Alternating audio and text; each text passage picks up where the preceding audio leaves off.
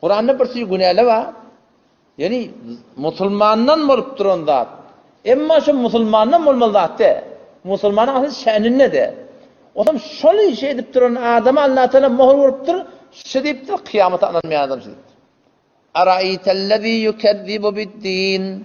Aya gördün mü bir erkek zenanani ki kıyameti inkar ettiye. Kıyameti inkar ettiğin adam gördün mü sen? Araitellezî yukezzibu bid-din. Ayetin gördün mü bir erkek zenanani ki kıyameti inkar ettiye kim o? Fezâlikellezî yed'ul yetim. Yetimi kavyan adam. Yetimi yetiştiren adam. Şu diye kıyamata ananmayan adam işte. Yani bir adam kıyamet var, hesap kitabı var ede mahal bir imanlı adamdan bolcaklat dersin şe'nin ne de ki geldin ne misin? Kıyameti inkar ettiği adamın işini ettir. Kâvete sen şu görüyorsun da dün hamana Cumhuriyet'in men baramda hükümete baryağa aradan bir tükane vardık. Adam şatada men kalemi batırı kalemi koyarak oldu. İçeri girdim girecek oldum o aydım saat içeride. Ortadan takkazlıkta var. Ama ben kapıyı anla selamun aleyküm ağamsın döndürsen şimdi. Näme bu muallacan yüreğin sağ olsun, yüreğin ak olsun. Men tek edip duran Müslümanın şe'nine dersin.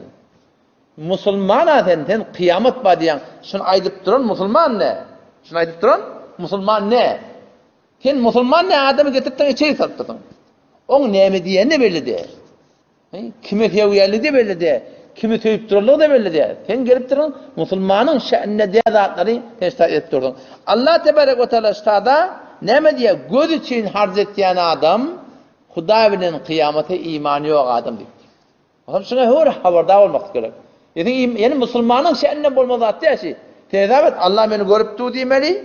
Kıyamette sonra cevap vermeli yani imanı yok de olmalı. Yine onun bunun iyine düşmeli. Halk neme diye halka yaratmak şu bolacaklar.